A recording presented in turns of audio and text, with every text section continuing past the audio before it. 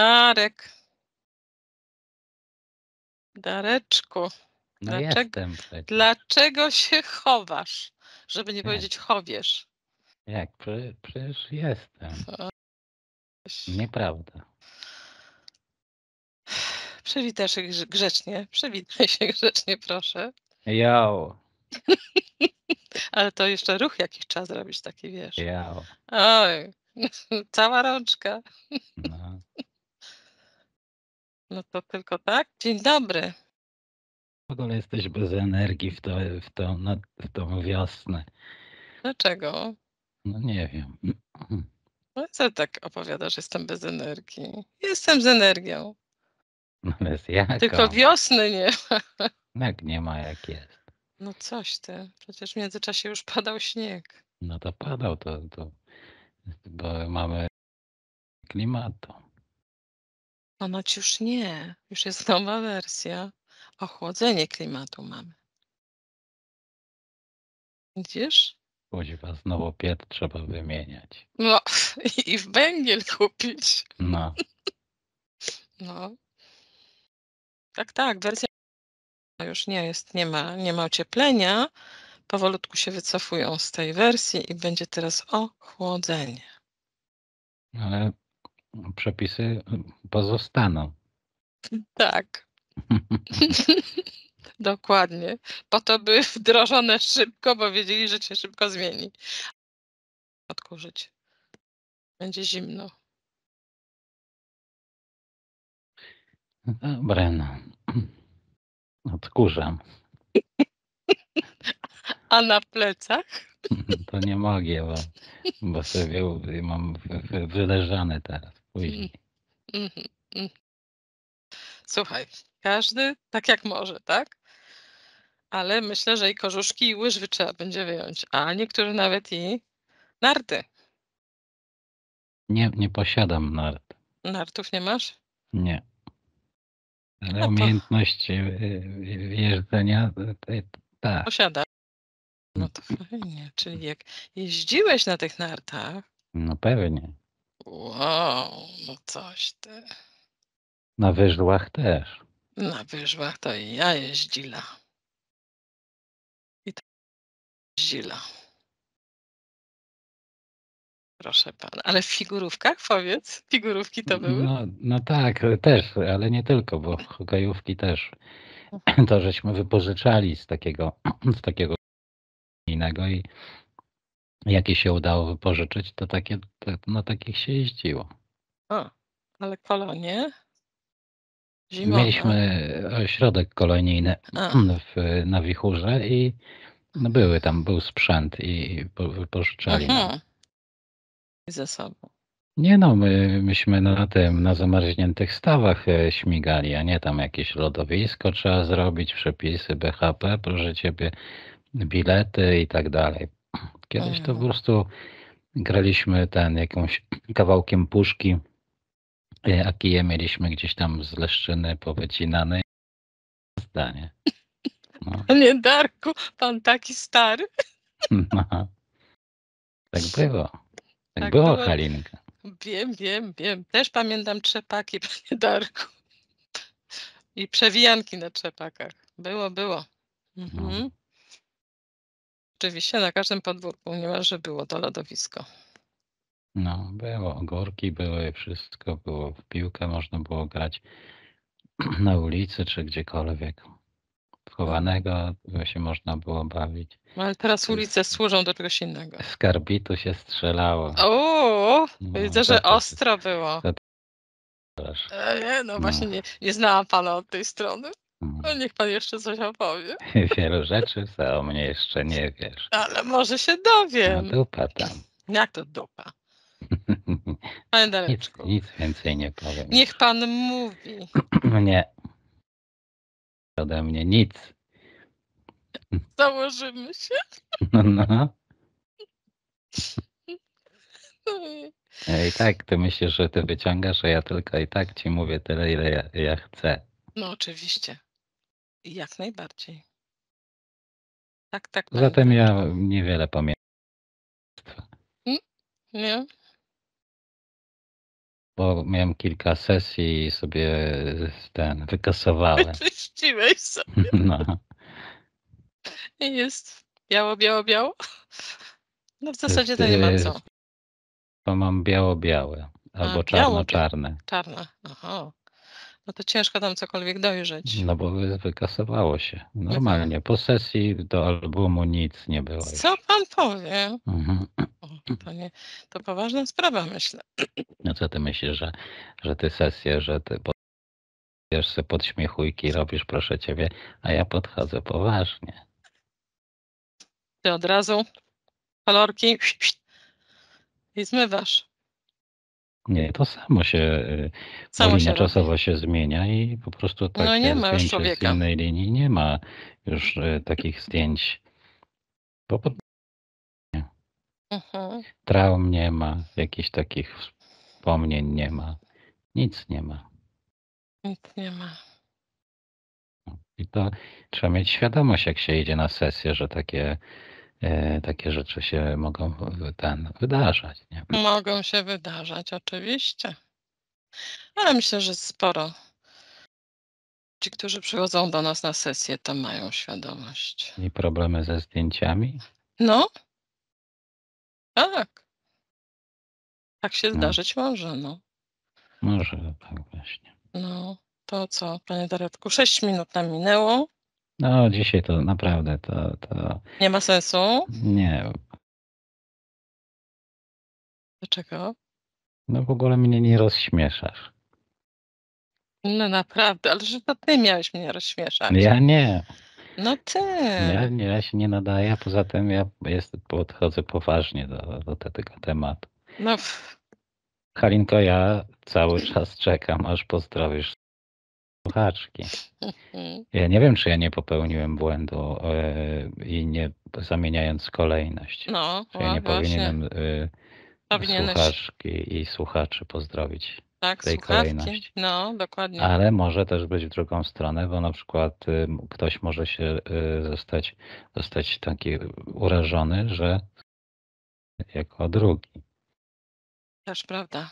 A ten pierwszy może się urazić, że ten trzeci nie został. Nie No. Co, że dzisiaj kombinujesz? Jak koń pod górę. No. Teraz naprawdę trzeba z tym uważać. Tak? Mhm. No, może nie, no. Może jest jakaś tam tolerancja, akceptacja.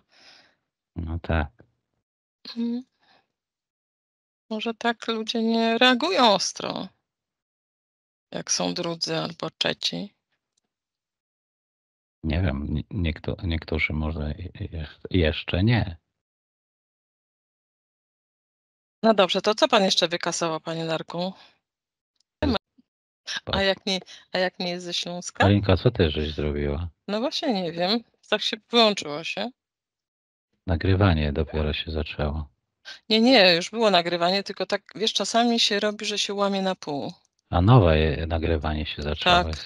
Tak. Ja jestem zaniepokojony. No właśnie, słuchaj, coś się Jakaś stało. ingerencja jest. Być może te dwie niezadowolone zaingerowały. Myślę, że tutaj jakiś jest podsłuch jest i zakłócenie transmisji. Kurczę, myślę, że to aż tak? Myślę, że tak może być, bo sama doskonale wiesz, jakie ty tam pytania masz i się później dziwisz, że będą chcieli blokować. No właśnie. No dobrze, to co, lecimy, Darek? No to trzeba będzie później to montować, łączyć. Ja się nie zgadzam. Weź sklej to później, proszę cię, no. Dobrze. Dobrze? To jeszcze raz duszonków, prażuch, umiarkowanej ilości alkoholu, bo później trzeba będzie was odtraumatyzowywać z tego, jak przeholujecie. Także miłego czasu i słońca, zdrowia i jeszcze raz pieniędzy. I 100 lat. Tego. Tak. Bardzo ładnie. Darku, no przesympatyczne dzisiaj zrobiłeś te pozdrowienia, powiem szczerze. Bo Zapisałeś sobie na ja pewno. już jestem w klimacie majówkowym. Dlatego. Rozumiem. Zadowolniony jesteś, co? Ja już nóżkami przebieram. Teraz można by było powiedzieć, że mam chorobę niespokojnych stóp. No, No, ruszasz. Dobrze, dobrze. To lecimy w takim razie, żebyś już nie był tak niespokojny i się uspokoił. dobrze. Dobra? No, prośba, Dareczku, żebyś na spokojnie udał się do swojej przestrzeni hipnotycznej.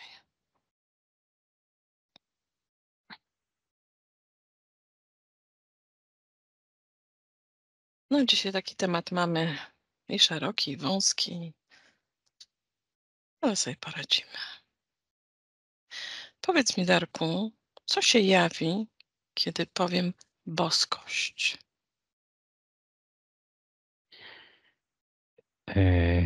Światło, dużo światła.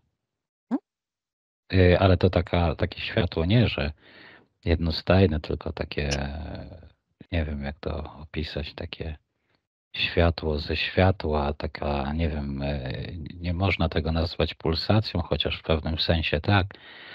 Takie światło takie, które daje jakąś takie specyficzne odczucie. Mhm. Czy to światło jest naturalne? Czyli to światło jest naturalne. Mhm. Nie wiem, szczerze mówiąc, jak odpowiedzieć. Mhm. To, mm, to światło bardziej się czuje niż widzi, chociaż pewien taki efekt wizualny też tutaj następuje, ale tam się odczuwa jakąś taką, no nie wiem, obecność. Trudno w ogóle to nazywać, Mhm. bo to słowo obecność jest trochę zbyt jakby nieprecyzyjne. Można powiedzieć, że jest tam obecność, jest tam wszystko, jest tam właśnie światło, jest tam odczucie, uczucie, tak jakby wszystko się jednocześnie razem przenikało w tym tą formą pulsacji. Mhm. A powiedz mi, czy ta boskość jest zarezerwowana tylko dla bogów, czy Boga? Mam takie poczucie głębokie, że nie, że ta boskość może być jakby, że może inaczej. I ona jest w każdym, jakby była wszędzie, wypełniała wszystko i chociaż z drugiej strony nie czuć, że to jest jakaś, Mhm. ona zajmuje jakąś przestrzeń i nie wiem, i wypełnia, jest jakaś skończona, czy zawiera się w czymś. Mhm. Właśnie tak jakby wykraczała poza wszystko i przez to jakby przestrzeni nie czuć, ale ta boskość, przenikając wszystko i wszystkich, może się gdzieś przejawić, wydaje się, wszędzie i we wszystkim. Mhm. Jeśli, ale znowu, też może się w różny sposób, wydaje się, przejawiać. Jeśli będzie pełne otwarcie na tą częstotliwość, no to ona się przejawi w bardzo, wydaje się, podobny sposób, jak teraz ta cała, nie wiem, energia, czy nie wiem, jak nazywać w ogóle. Mhm. Mhm. Ale może się przejawić też jako część, czy jakaś część tej częstotliwości. To jest taka jakby częstotliwość, jeśli tak można było nazwać, wibracja, która, bo można powiedzieć, że o tyle trudno o tym jest mówić, że powiedzmy, że mamy częstotliwość 50 Hz. Mhm. No i ta częstotliwość jest po prostu o długości fali 50 Hz. Zmienność 50 razy na sekundę zmienia się. I jakby możemy to zmierzyć, możemy nadać temu wartości, możemy to do czegoś wykorzystać. A tutaj jakby była to częstotliwość, w której są wpisane inne częstotliwości, które trudno jest rozgraniczyć, tylko tak jakby to stanowiło jedną taką wielowymiarową, wielopoziomową częstotliwość. Dobrze, dzisiaj zajmiemy się tą częstotliwością człowieczą. I chciałabym, żebyś zobaczył, wrócimy do takich źródeł, czy tak zwani bogowie ulepili nas na swoje podobieństwo. To się pojawia od razu jakby wątpliwość taka, albo jakby taka wątpliwość, czy kto to jest Bóg. Bo każdy z nas może stać się w pewnym sensie Bogiem i my jako ludzie też się takimi bogami stajemy w jakimś, wydaje się, ograniczonym zakresie, choć może się niektórym ludziom wydawać, że odkryli coś, albo zajęli się czymś, albo zrobili coś, co może nadać im atrybutów boskości.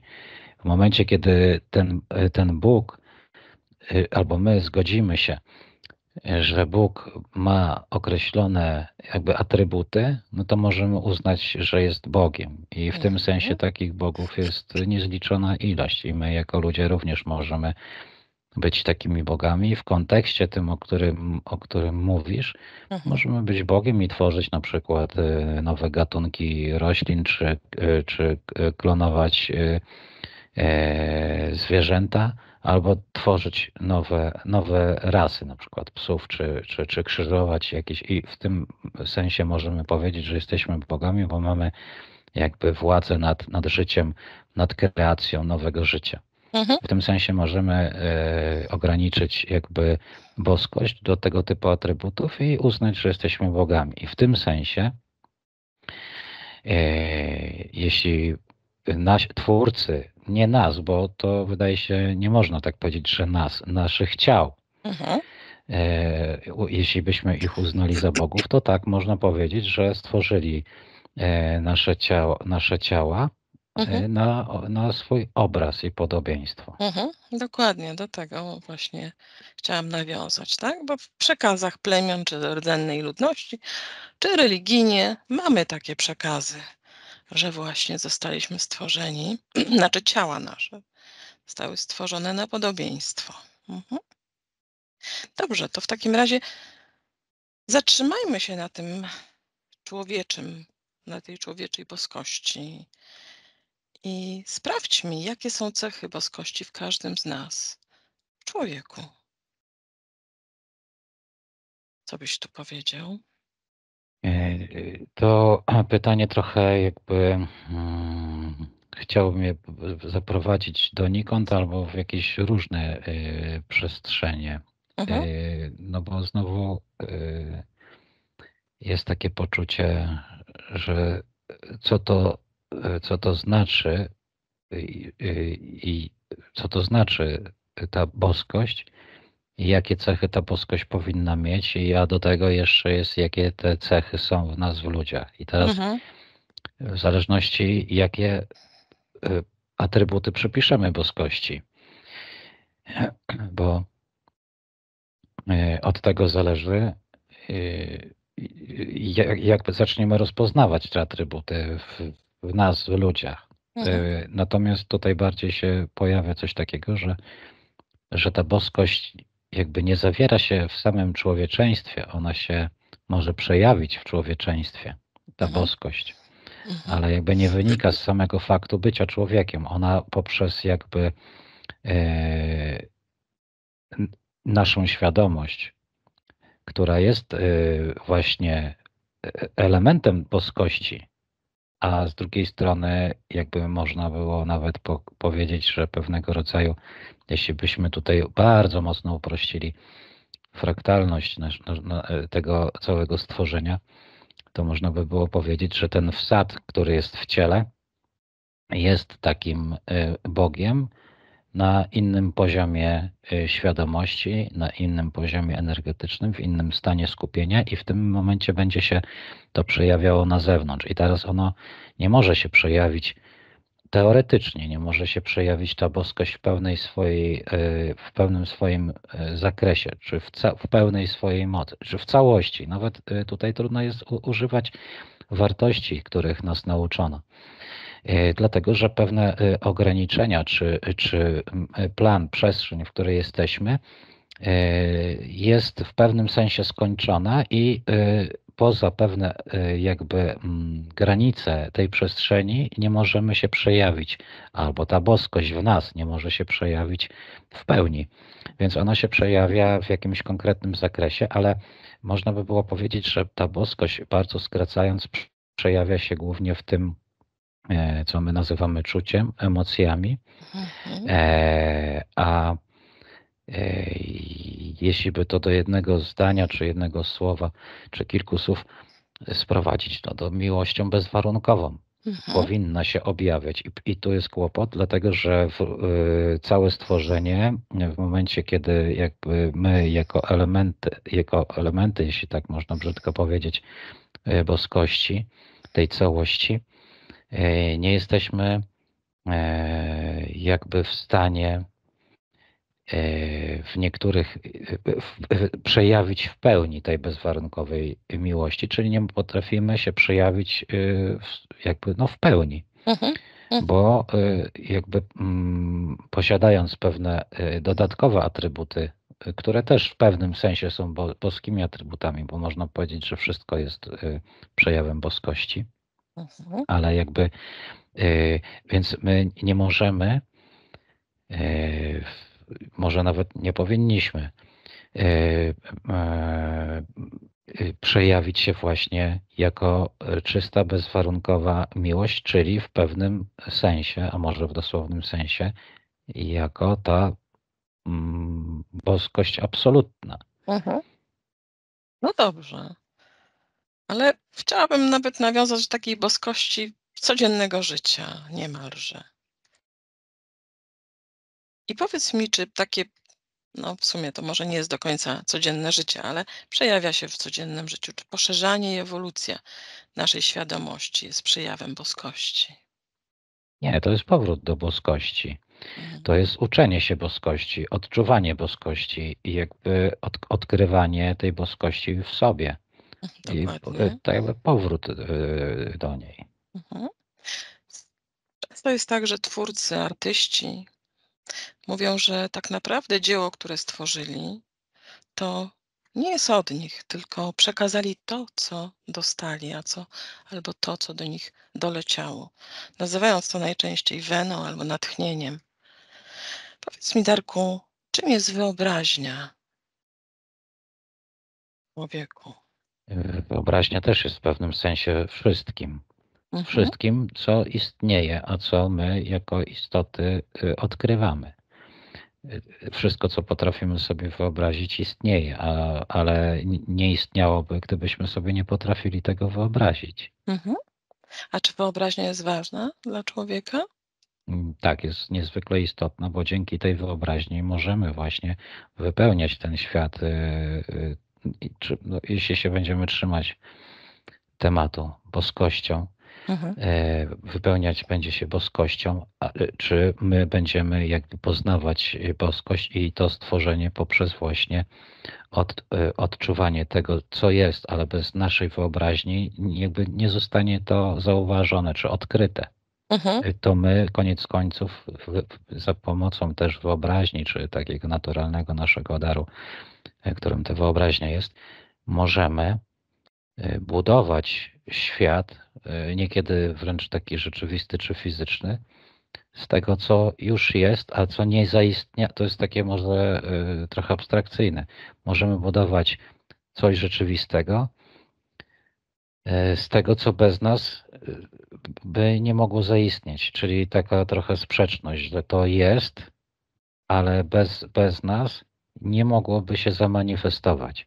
Czyli tak jakby my odkrywamy cały czas wszystko to, co jest i wyobraźnia jest nam niezwykle potrzebne, jest niezwykle ważne, żeby właśnie móc stać się częścią czy boskości, czy tej nieskończoności. Mhm. A powiedz mi, czy jest ważniejsze od nauki? To znaczy, trudno jest powiedzieć, tutaj jakby wydać wyrok, co jest ważniejsze. Jest to inne. Nauka jakby trzyma się faktów i pewnych założeń, według których postrzegana jest na przykład ta nasza rzeczywistość. Natomiast wyobraźnia wykracza poza naukę i potrafi nam dać doświadczenia, czy wszystko inne, co poza naukę wykracza. Mhm. Więc nauka jest w pewnym sensie ograniczona, mimo tego, że cały czas się rozszerza i poprzez pewnego rodzaju zrozumienie, ale też nakładanie na siebie pewnych zasad ogranicza się do nauki o świecie, a wyobraźnia takich ograniczeń nie ma. Mhm. Mhm. A powiedz mi, czy są ludzie bez wyobraźni? Tak, tylko trzeba tutaj zrobić jakby takie uzupełnienie. Mhm. Znowu, co to jest, czym są ludzie? Mhm. Bo w momencie, kiedy weźmiemy tylko pod uwagę takiego człowieka, który żyje, chodzi, je i robi różne rzeczy na co dzień, to może się okazać właśnie, że tylko funkcjonując za pomocą umysłu fizycznego, bez połączenia z tą boskością, nie będzie w stanie wyobrazić sobie, czy wyjść poza pewne ograniczenia swojego umysłu i wyobrazić, czy połączyć się z tym wszystkim, co jest i wyobrazić sobie jakiejś właśnie sytuacji. Natomiast jeśli w ciele jest duch albo połączenie z tym duchem, to wtedy ten duch poprzez połączenie ze wszystkim, co jest w stanie jakby przekazywać nam to wszystko, co my odbieramy jako wyobraźnię. Jeśli do ciała człowieka, w ciało człowieka zaszczepimy czy podłączymy sztuczną inteligencję, możemy ją nauczyć, żeby sobie wyobrażała. Tylko ona będzie sobie wyobrażała coś na podstawie zgromadzonych danych i w tym sensie też można stworzyć coś, co możemy mieć poczucie, że jest nieograniczone w tej inteligencji, która będzie tworzyła obrazy wykraczające poza naszą rzeczywistość, ale to dalej będzie jakby zlepkiem jakiejś informacji, która ona będzie wykorzystywała. I można by powiedzieć, że tak namacalnie zobaczymy, że to wynika z wyobraźni, bo pochodzi z czegoś, co jakby jest nierealne, albo efekt jest taki nierzeczywisty, ale nie będzie to ta wyobraźnia, o której mówimy.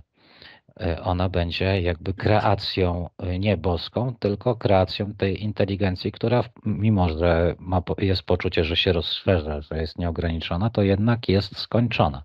Mhm. A powiedz mi, czy podświadomość nasza ludzka rozróżnia, co jest rzeczywiste, a co jest wyobrażeniowe? Ma jest jej łatwiej rozróżnić, ponieważ inaczej postrzega, inaczej widzi i nie jest pozbawiona niektórych elementów, które nas ograniczają w postaci właśnie umysłu, który jakby trzyma się pewnych założeń, czy buduje swój świat na podstawie jakichś doświadczeń i wtedy mniej przepuszcza, jakby czy patrzy na pewne wizje czy odczucia jako właśnie na wyobrażenia i często je ignoruje. Tu w podświadomości otwarcie na te, nie wiem, odczucia, wizje, czy czasem obrazy, które my nazywamy wyobraźnią, są bardziej jakby przyswajalne i nie wiem, to nie jest adekwatne słowo, i bardziej zrozumiałe dla podświadomości. Mhm. Bardziej naturalne. Mhm. Mhm. Dobrze, teraz sprawdź, Darku, czy są jakieś siły albo może jakieś ruchy, które nie chcą, żeby dopuścić, by nasza wyobraźnia się rozwijała, nasza ludzka. Tak, tutaj ta przestrzeń właśnie tak działa, żeby naszą wyobraźnię ograniczyć. I jakby powód jest bardzo prosty. W momencie, kiedy realizujemy plan według ściśle ustalonych reguł, no to jeśli ktoś z uczestników, którzy budują tą rzeczywistość, zasilają ją swoją energią, wyjdzie poza plan i będzie próbował modyfikować ten plan według wyobrażeń, jakie ma, czy pomysłów, jakie przyjdą do niego właśnie z przestrzeni, i będzie je chciał tutaj wdrożyć, no to cały plan się posypie i Mhm. cały rozwój pójdzie nie w taką stronę, jakby konstruktorzy czy wizjonerzy tego świata by sobie życzyli. Czyli Więc chodzi o to, żeby wdrażać tylko, czy e, tworzyć pewnego rodzaju wizje, zaszczepiać je w nas, żebyśmy my naszą energią mogli jakby budować tą rzeczywistość. mhm. Bez naszej wyobraźni ten plan może być wykonywany jakby w sposób bardziej precyzyjny. Mhm. A można zaszkodzić, dopuścić do rozwoju. W jaki sposób można to robić, żeby się ta nasza wyobraźnia nie rozwijała? No, chociażby przez religię, poprzez szkolnictwo, poprzez jakieś takie przekonania społeczne, poprzez zasady, poprzez jakby kierowanie naszej uwagi na pewne elementy, które my będziemy myśleli, że są nasze, że są nam potrzebne, że będziemy się inspirować jakąś informacją zewnętrzną, którą później będziemy chcieli realizować, żyć w zgodzie z nią. I wtedy jakby w sposób nawet taki trochę niezauważalny dla nas, zaczynamy otwierać się na to, co gdzieś nas otacza, a nie to, gdzie coś wykracza poza tą naszą rzeczywistość. Darku, a czym jest intuicja? Intuicja jest takim też elementem naszej natury, elementem boskości, która komunikuje się z innymi częstotliwościami, które właśnie wykraczają poza tą, nazwijmy to, poza to spektrum widziane czy odczuwane przez nasze zmysły. Tam to połączenie z całością tego stworzenia, tak to nazwę, jest szersze. Poza tym wymiana informacji tam jest mniej ograniczona. Widać więcej jakby elementów przestrzeni. Jakby intuicyjnie jesteśmy w stanie widzieć plan, na którym się poruszamy z wyższej perspektywy, przez to widzieć więcej, przewidywać więcej, rozumieć więcej i jakby i kreować w inny sposób. Mhm. A powiedz, co ogranicza ludzką intuicję? Głównie programy narzucone i przyjęte jakby przez umysł, pewnego rodzaju zakazy, nakazy, przekonania, emocje typu strach, jakieś uzależnienia. To wszystko powoduje, że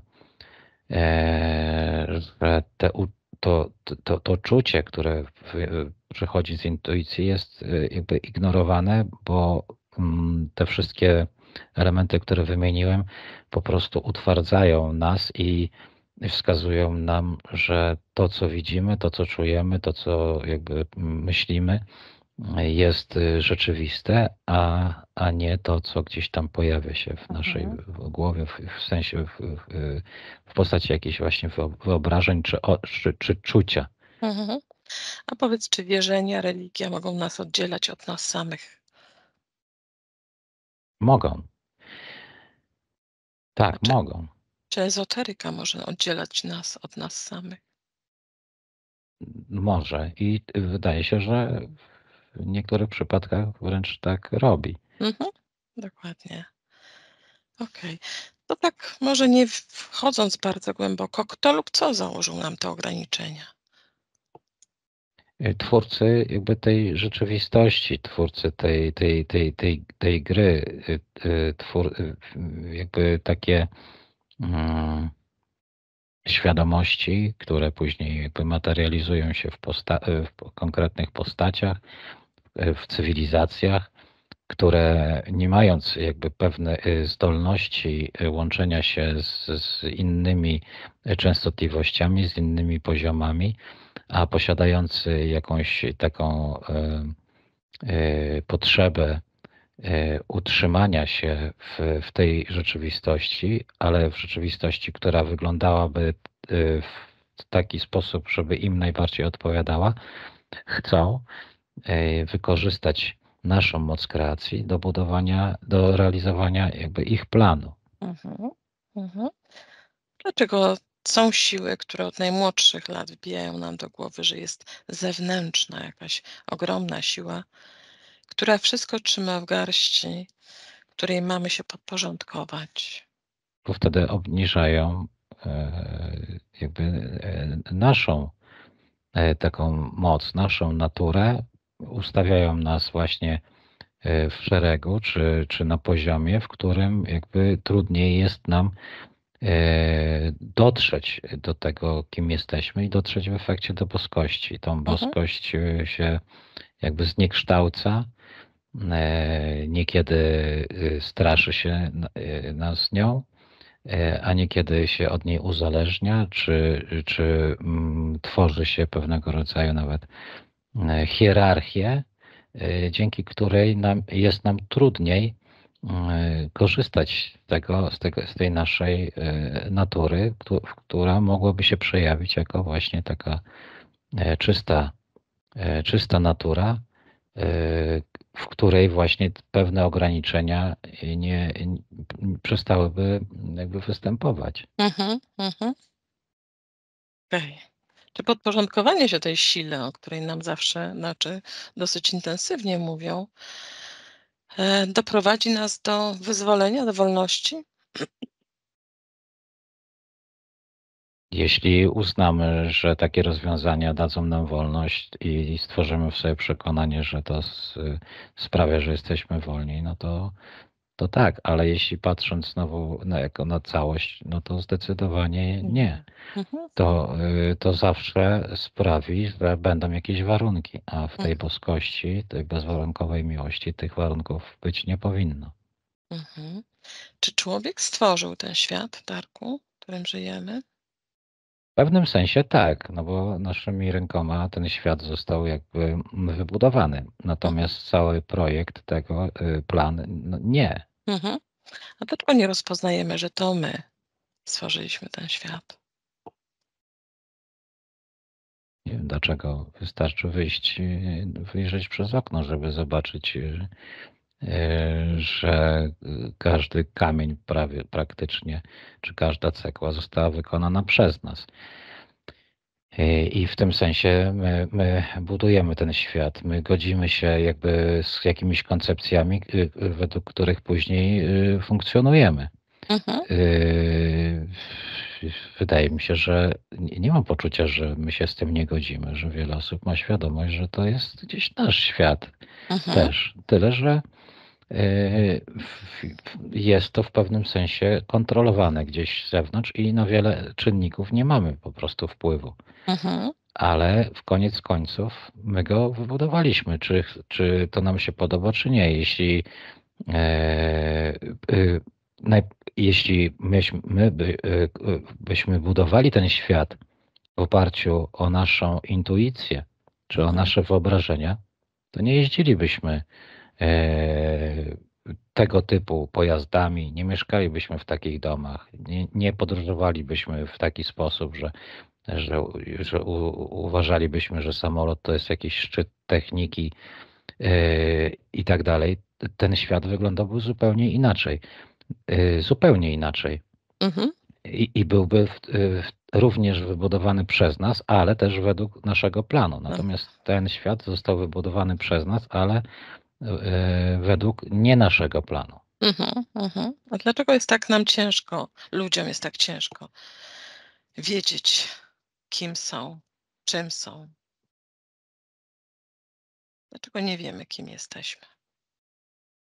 I nie wiemy, kim jesteśmy, bo nam powiedziano, że jesteśmy tym, kim jesteśmy. W sensie nadano nam pewne atrybuty. Imię, nazwisko, narodowość, obywatelstwa i tak dalej.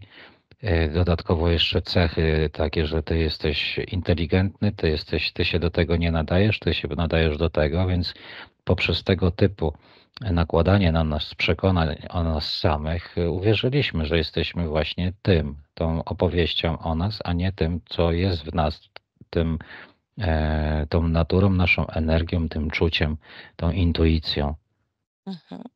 Czy jest coś, co może zagrozić naszej boskości, tej człowieczej? No wszystko to, o czym teraz rozmawiamy, zagraża w Mhm. pewnym sensie naszej boskości, choć z drugiej strony boskości nic zagrozić nie może, Mhm. bo koniec końców ta boskość i tak się przejawi, chociażbyśmy to, próbowali to światło, tą boskość w nas gasić, no to ona nie jest w stanie, to właściwie nie da się jej zgasić. Mhm. Dobrze, powiedz właśnie, bo już rozpocząłeś to w pewien sposób. Jaki byłby świat, gdybyśmy sobie uświadomili, kim naprawdę jesteśmy? Trudno powiedzieć, jaki byłby świat, bo byłaby to wypadkowa jakby różnych wizji nas samych, ale można bardzo łatwo stwierdzić, jaki byłby świat każdego z nas. Wystarczy poczuć, Mhm. w jaki sposób widzielibyśmy siebie w tym świecie, jaki ten świat musiałby być, żebyśmy czuli, że jest naszym światem. I każdy z nas może stwierdzić, jaki ten świat by był, a później dopiero, jeśli byłaby pewnego rodzaju zgodność czy współpraca poszczególnych takich istot, które jakby we własnym świecie, w równowadze z samym sobą i ze wszechświatem, z boskością, by były, no to wtedy mogłyby tworzyć jeszcze większe, bardziej jakby spójne ze sobą koncepcje i wypełniać je właśnie sobą i tworzyć no, takie rzeczy, które my teraz możemy w kategorii cudów rozważać. Mhm. No dobrze, ale teraz chciałabym się dowiedzieć, czy w ciele biologicznym człowieka są jakieś fizyczne cechy boskości? Ja mam poczucie cały czas, że fizyczność nie jest boskością, tylko może jakby jednym z nieskończonej ilości przejawów boskości. Mhm. W tym sensie może tylko. Mhm. I oczywiście, że możemy tutaj z innej perspektywy patrzeć, że boskość może być zapisana w częstotliwości, że Mhm. może być zapisana gdzieś w szyszynce, w której możemy z tą boskością się łączyć. Może być zapisana w odczuciach, które mamy, w emocjach, które mamy. Mhm. Ale to i tak Yy, jakby będzie tylko bardzo malutkim wycinkiem boskości, która właściwie w całej swojej naturze nie jest fizyczna, Mhm. ale z drugiej strony nosi w sobie znamiona albo może wnikać w fizyczność, czy być Mhm. również w fizyczności, ale atrybutów fizycznych trudno tam jest szukać. Mhm. Nawiązywałabym jednak w dalszym ciągu na to podobieństwo, w które w nas włożono, to boskie. I chciałabym jednak pokazać, że zarówno te atrybuty, o których mówisz, tak, i ta świadomość, to jeszcze nie wszystko. Nasze ciało też jest boskie, ponieważ nasze ciało jest niesamowicie skomplikowane w samej budowie i natura ani przyroda nie byłoby w stanie tego zbudować, tak jak próbuje nam się to czasami jeszcze udowadniać. Ale w Spry tym kontekście wszystko jest boskie. Tak, tak, Kamień, woda, drzewo, to wszystko jest boskością i Darku, w tym sensie. tak, tak, zgadzam się z tobą. Tylko chodzi mi o to, że my zapominamy o tym, że nasze ciało też jest boskie. że mechanizmy, które funkcjonują w naszym ciele, są boskie. Wszystko, Spróbujemy co sobie. funkcjonuje, jest boskie. Spróbujmy sobie to jeszcze jakoś tak unormować, tak, żebyśmy to, znaczy, żebym ja to pokazała, tak? A może ty się zgodzisz ze mną. Czy można powiedzieć, że nasze DNA jest przejawem boskości? Tak, również.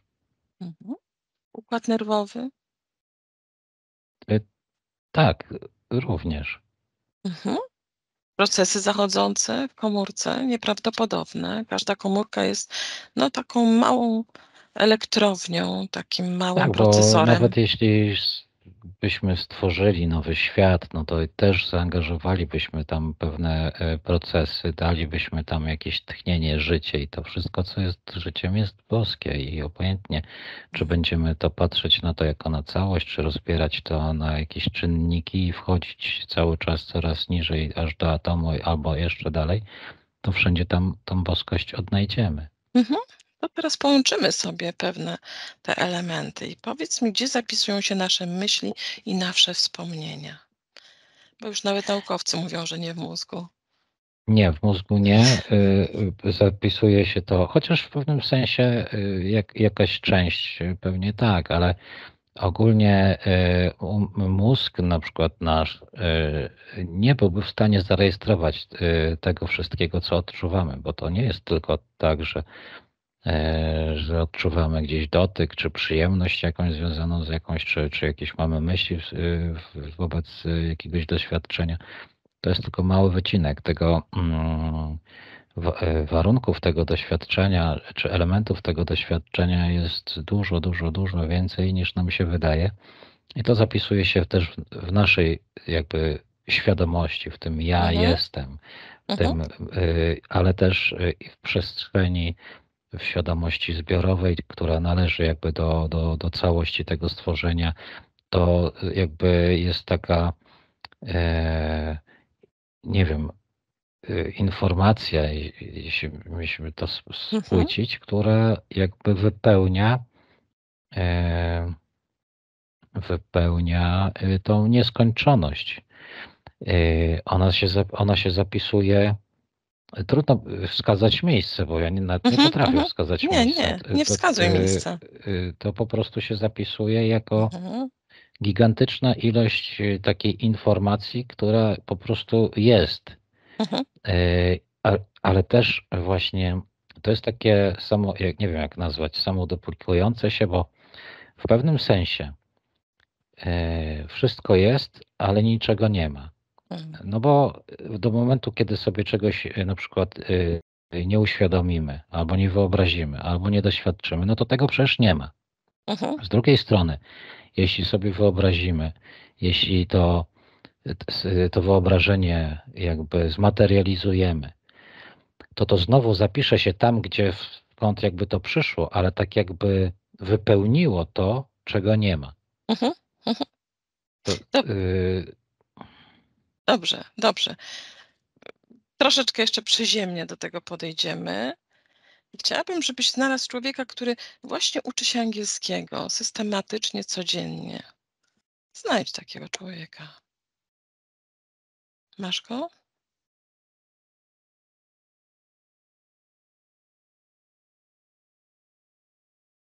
Jest? tak, Mhm. Zapytaj go, czy zgadza się na taki mały eksperyment.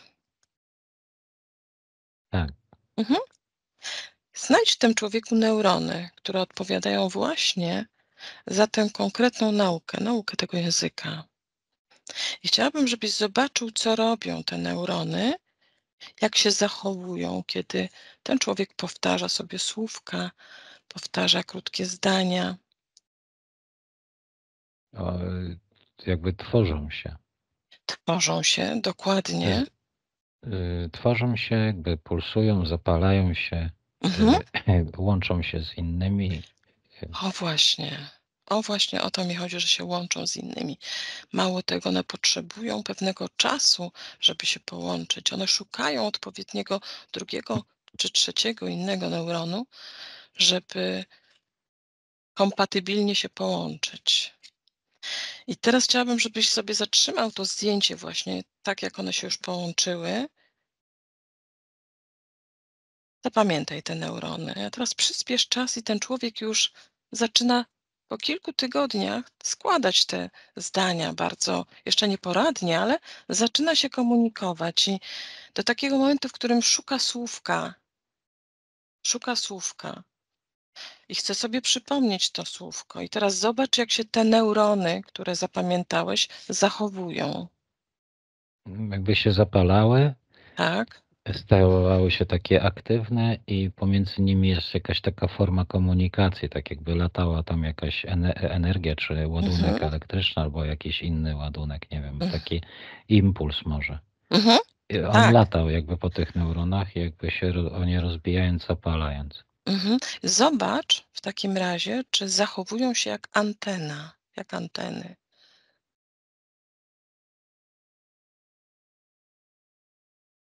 W pewnym sensie można powiedzieć, że tak. Neurony Chociaż w później mhm.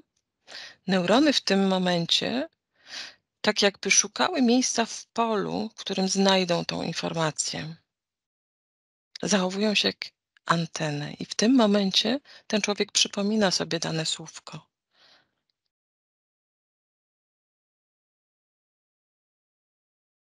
tak, tam jest zawarta pewna częstotliwość. I w momencie, kiedy te neurony stają się aktywne, to emanują tą częstotliwością, pozyskując w przestrzeni informację jakby zgodną z tą częstotliwością. I Dokładnie. Mhm, dokładnie tak jest. Szukają, tak jakby jak antena się obracają, szukają tego miejsca właśnie w tym w tym kodzie częstotliwości. Okej. Ale bardzo ciekawe jest tutaj, te 3 dni na łączenie się neuronów i jakby odtwarzanie później tego słówka na przykład, tak, którego ten człowiek zapomniał. To jest bardzo ważne, że właśnie nauka, przyswajanie i przypominanie sobie czasami właśnie potrzebuje tych 72 godzin, co dla współczesnej młodzieży jest bardzo trudne, bo ona by chciała już teraz. Podziękuj temu człowiekowi za ten udział w tym naszym małym eksperymencie i rozłącz się z nim. Darku, zobacz, spójrz teraz na DNA, bo DNA zachowuje się bardzo podobnie. Też służy jako antena. Czyli już mamy takie elementy anten w sobie, zbudowane z naszej biologii, z naszej fizyczności.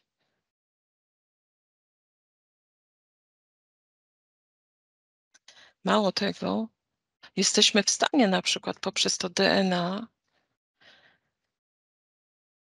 wytwarzać enzymy długowieczności. Potrafimy się samoleczyć, właśnie szukając pewnych informacji, tylko że my o tym nie wiemy, bo jest to dla nas przykryte, zasłonięte. I w tym sensie, Darku, chciałam powiedzieć, że to jest ta nasza fizyczna boskość. To są tylko takie 2 przykłady, ale jakże ważne, żebyśmy sobie przypomnieli, czym są nasze ciała.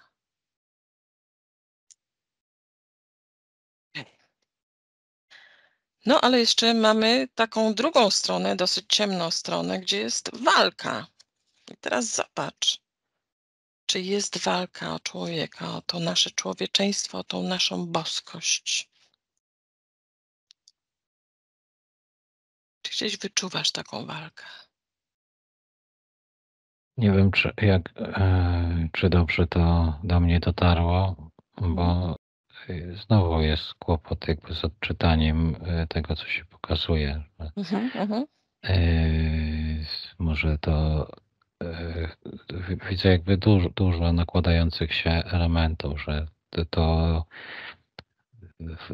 jeśli walką byśmy to nazwali, no to mhm, tak, jest coś takiego jak walka, czy chęć wykorzystania tego, co naszych umiejętności, tej naszej natury do tego, żeby właśnie inne elementy jakby wszechświata, które w tym kontekście, z tej perspektywy są jakąś ciemną siłą, mogły funkcjonować i korzystać z tych częstotliwości boskości na swoje potrzeby. I w tym sensie wydaje się, że że jest taka walka, czy chęć wykorzystania nas no później w różnych jakby celach, ale również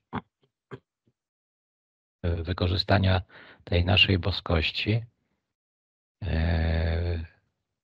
Jakby nasze istnienie jest niezaprzeczalne, nieskończone, a tutaj jakby takie elementy, które się pojawiają, też jakieś takie świadomości czy byty,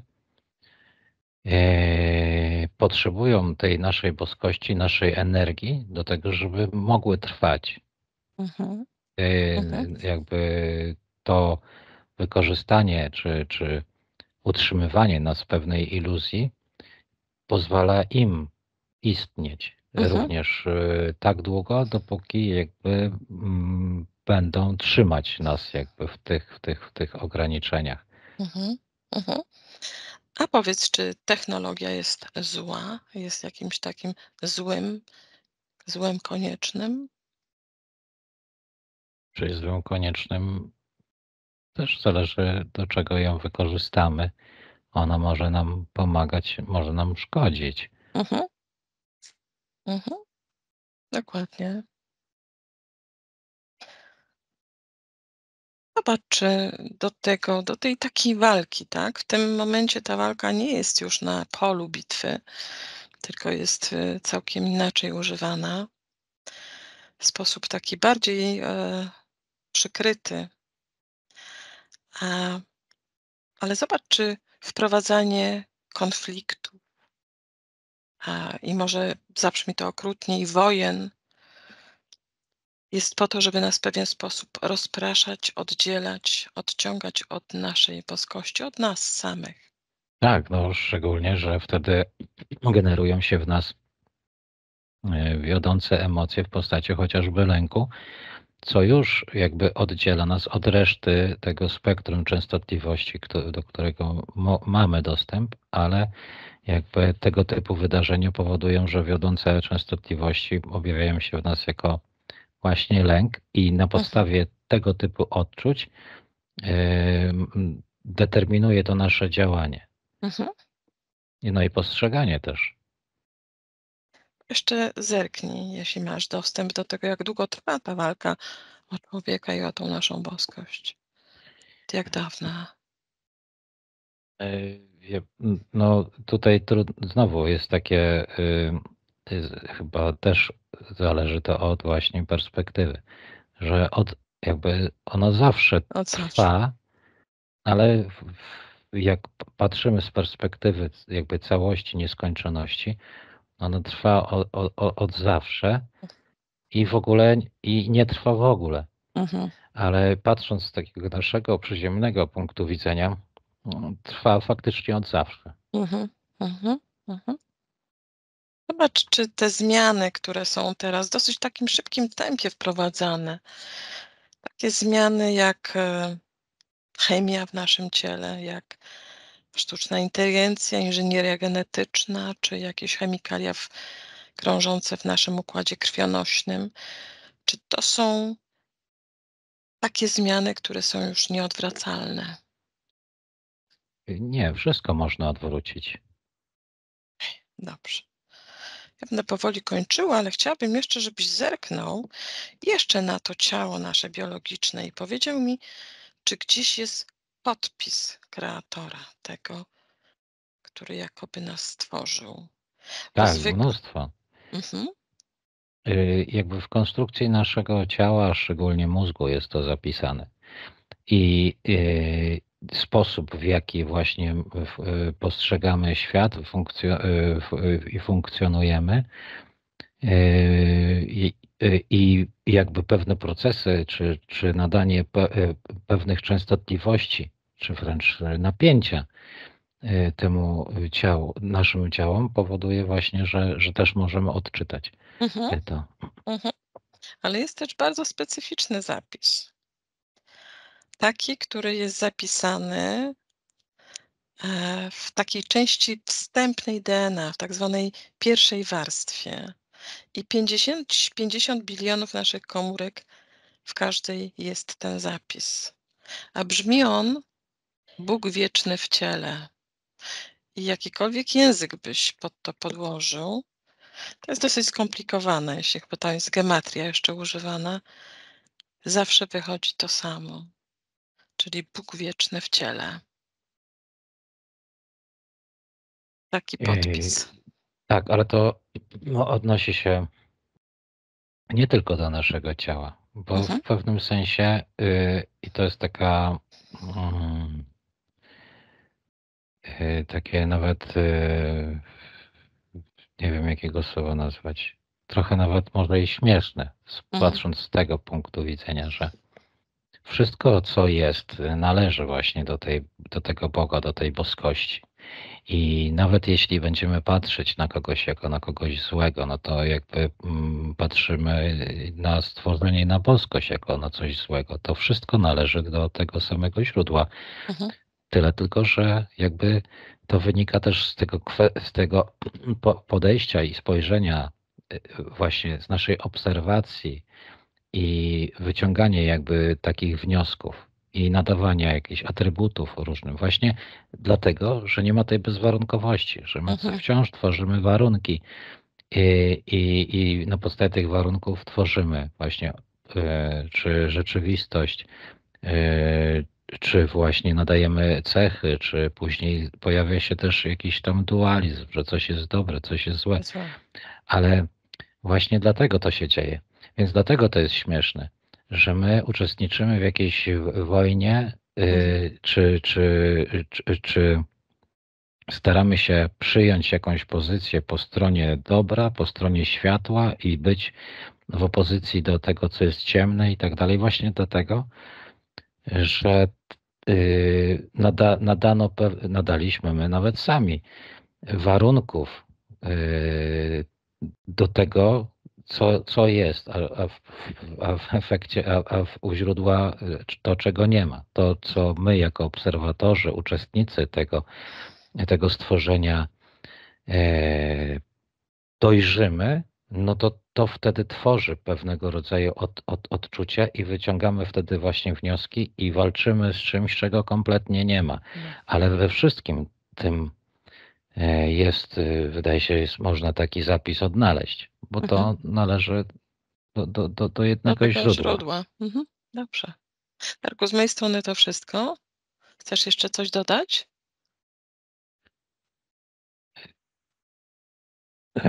Nie wiem, jak to ubrać w słowa, to co poczułem. Mhm. To jest takie odczucie, które można by było jakby wyartykułować w sposób, że bądźmy tymi bogami, odnajdujmy Boga w sobie, bardziej boskość, odnajdujmy boskość w sobie i nawet nie poczujmy się bogami, tylko bądźmy bogami dla siebie samych, ale tylko dla siebie samych i twórzmy właśnie boskość, przejawiajmy tą boskość w każdej chwili naszego istnienia. Mhm. Bardzo Ci dziękuję za ten piękny przekaz. Wyłączam nagrywanie, Darku.